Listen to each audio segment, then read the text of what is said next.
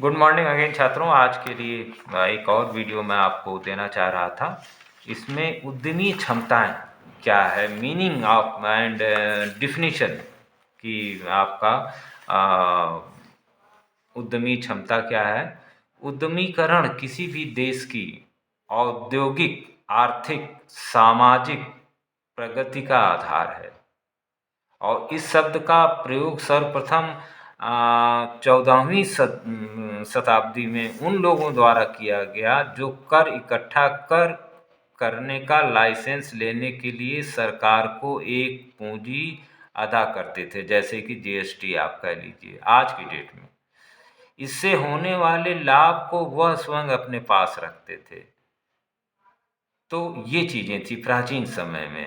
लेकिन अगर आप जैक्सन जी के अनुसार देखिए तो उद्यमीकरण किसी व्यापार को शुरू करने के लिए पूंजी लगाना, टाइम मैनेजमेंट, समय, धन तथा प्रयत्नों का जोखिम उठाकर व्यापार को सफल बनाना है।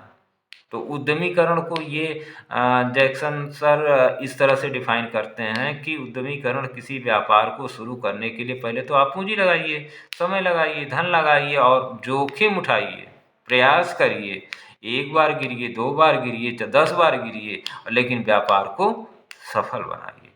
तो जब सफल बना ले जाते हैं तो ये आपकी उद्यमी क्षमता कहलाएगी।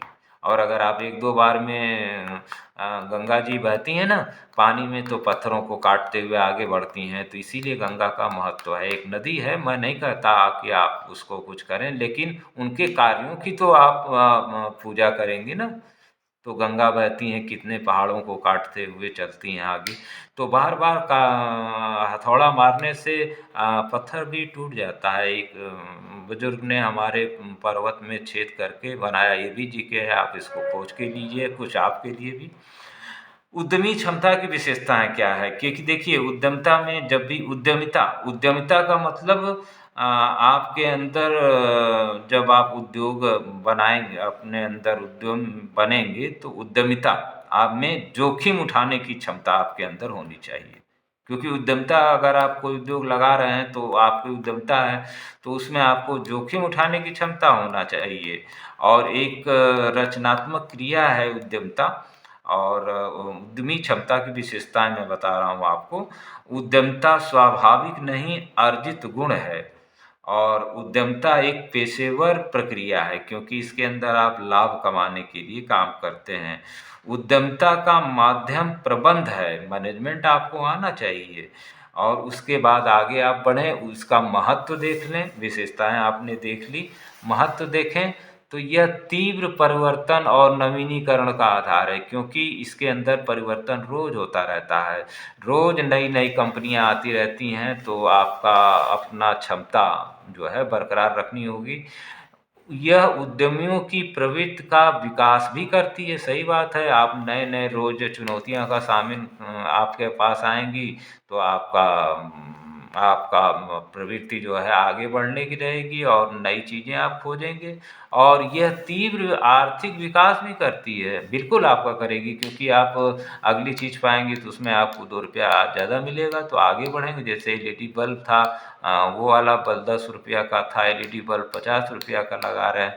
तो इसी तरह से यह संतुलित विकास करती है और रोजगार अवसरों में वृद्धि प्रदान करती है।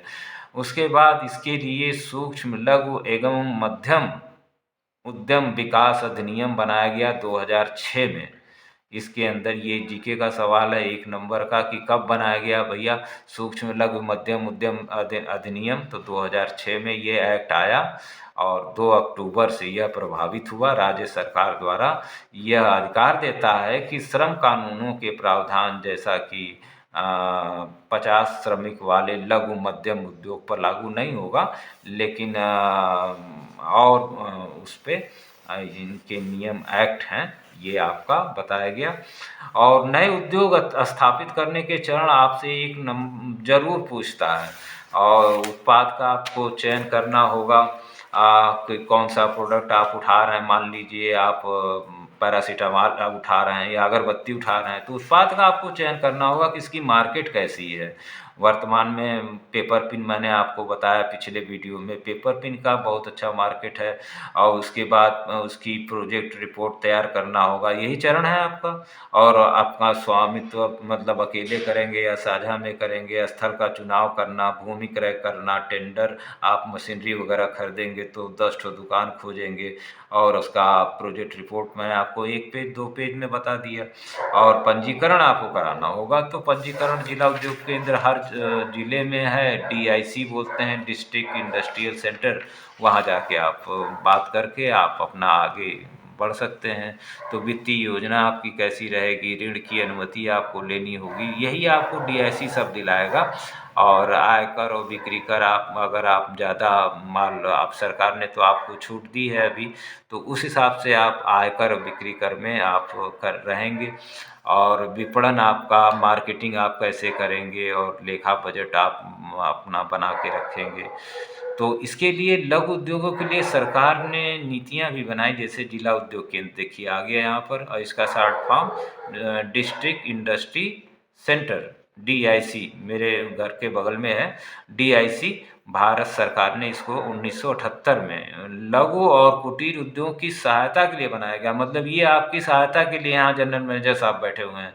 लेकिन मेरे बहुत से छात्र यहाँ से उद्योग बना के ले गए प्रोजेक्ट रिपोर्ट, 94, 95, 96, 2000 तक पर ही बन जाती थी प्रोजेक्ट रिपोर्ट, और उसको जो है उस पर उनका बैंक का फाइनेंस हो जाता था। तो जिला उद्योग केंद्र की संरचना यही है कि इसके अंदर एक जनरल मैनेजर होता है, और 4 जनरल मैनेजर और 3 प्रोजेक्ट मैनेजर होते हैं।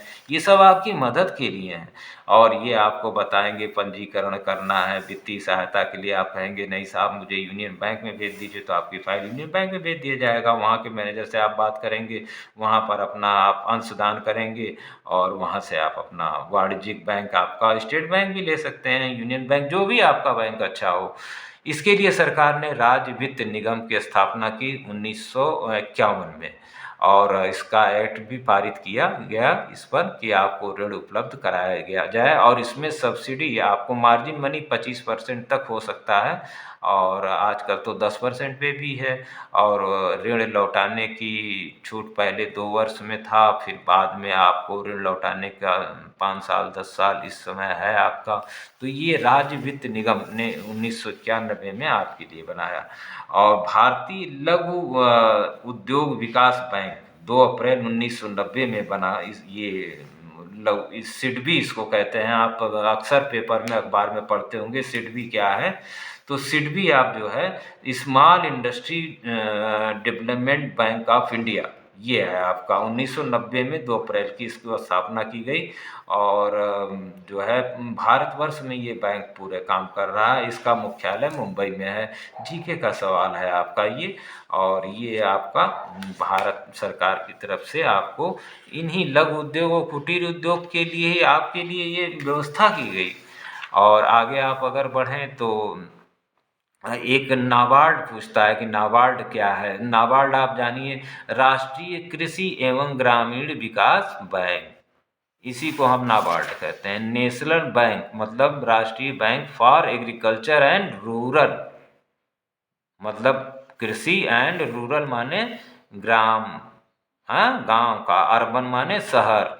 तो रूरल डेवलपमेंट के लिए नाबार्ड की बनाया गया। इसके अंदर इसका उद्देश्य वही कुटीर उद्योग, ग्रामीण उद्योग, शिल्पकार, हस्त शिल्पियों में, जैसा कि आपका अभी मैंने आपको ODTP डाला है, जिसमें कि उत्तराखंड में 2 प्रोडक्ट, 1 जिला लिया गया है। हमारे प्रदेश में 1 जिला 1 प्रोडक्ट है, तो 1 डिस्ट्रिक्ट 1 प्रोडक्ट है।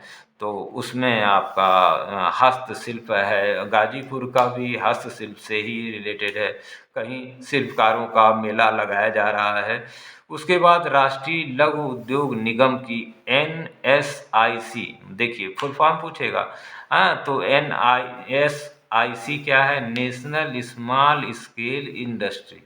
मतलब हर जगह इसमें नेशनल N फॉर आएगा, और S स्मॉल, I से इंडस्ट्री, C से कॉरपोरेशन।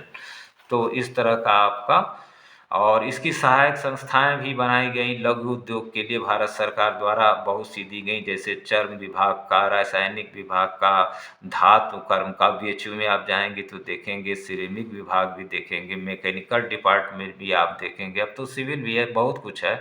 और उसके बाद जो है आपका उद्योग का नाम देके, जैसे आप जाएंगे जिला उद्योग कार्यालय में तो वहाँ आपको मिलेगा खाद्य उनसे संबंधित उद्योग, तो आइसक्रीम, अचार, मुरब्बा, ब्रेड, बिस्कुट आदि सब आपको प्रोजेक्ट मिल जाएंगे।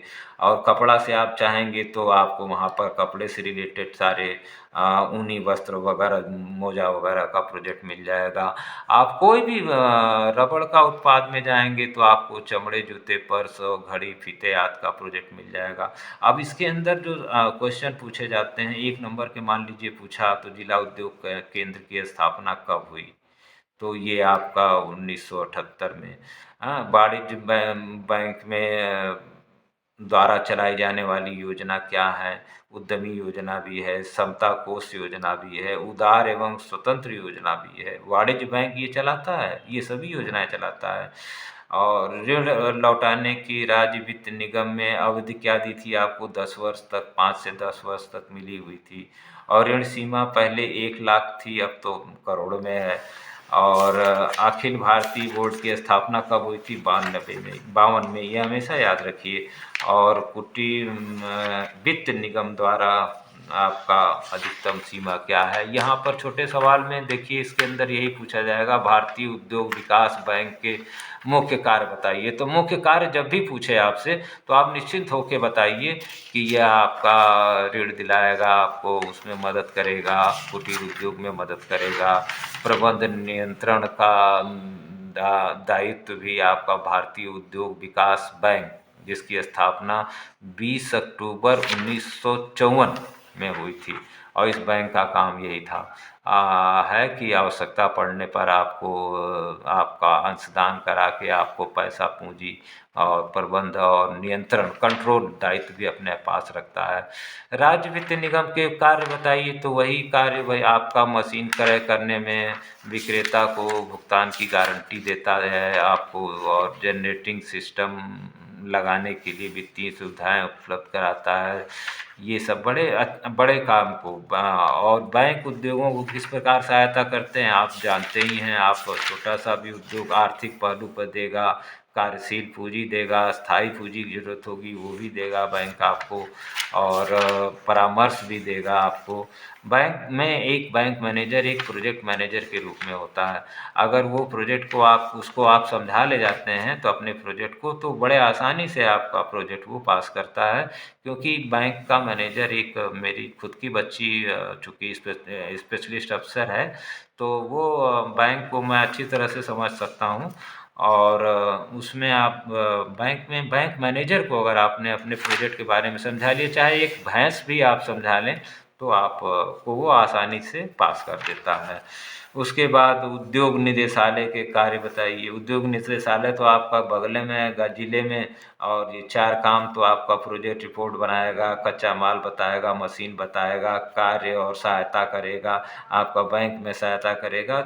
इसके 4 कार्य क्या, बहुत कार्य हैं, आप लिख सकते हैं। कुटीर उद्योग का आशय क्या है? कुटीर उद्योग मैंने पिछले चैप्टर में आपको पढ़ाया। लघु उद्योग क्या है? वो लघु उद्योग वह मूलतः किराए के श्रमिक, जिसमें 10 से 50, ये मैंने आपको बताया ही है।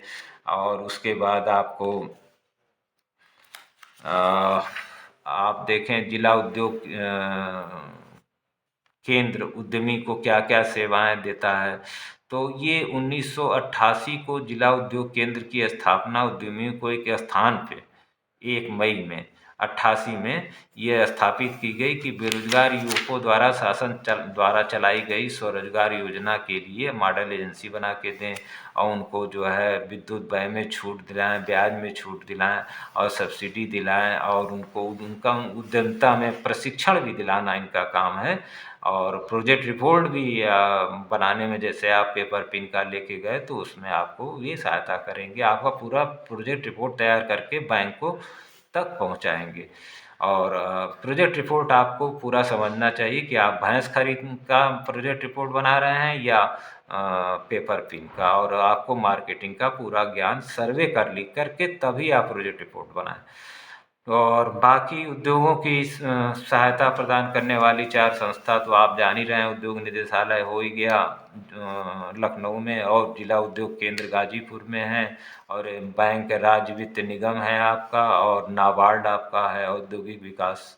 तो बहुत से ये संस्थाएं हैं सरकार द्वारा जो आपको दी गई हैं। अब इस पे आपका बड़ा क्वेश्चन अगर बन जाएगा तो बड़ा क्वेश्चन आप बना सकते हैं कि उद्योगों की स्थापना के लिए आधारभूत संरचनाओं सुरक्षाओं की आवश्यकता होती है, वर्णन करिए।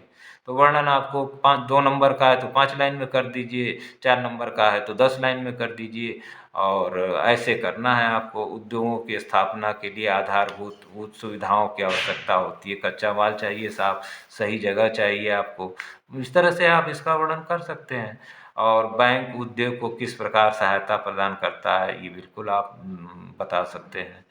तो उद्यमी क्षमता क्या है, इसका अर्थ आपको मैंने शुरू में ही बता दिया, और पिछले वीडियो को भी आप देख लेंगे तो दोनों चैप्टर आपके लगभग क्लियर हो जाएंगे। और उद्योगों को सहायता प्रदान करने के लिए अगर 4 संस्था आपसे निश्चित पूछता है तो ये आप हमेशा याद रखिए। और अगला चैप्टर हमारा इकाई की स्थापना, मतलब अगर आप पेपर पिन की स्थापना करना चाहते हैं तो मैं एक पेपर पिन को ही लेके चल रहा हूँ, तो उसको आप किस तरह से आप स्थापित करेंगे, और मैं उसके सारे पहलुओं पे बात करूँगा। आप अकेले भी लगा सकते हैं या साझेदारी में भी लगा सकते हैं। मेनी मेनी थैंक्स आज के लिए।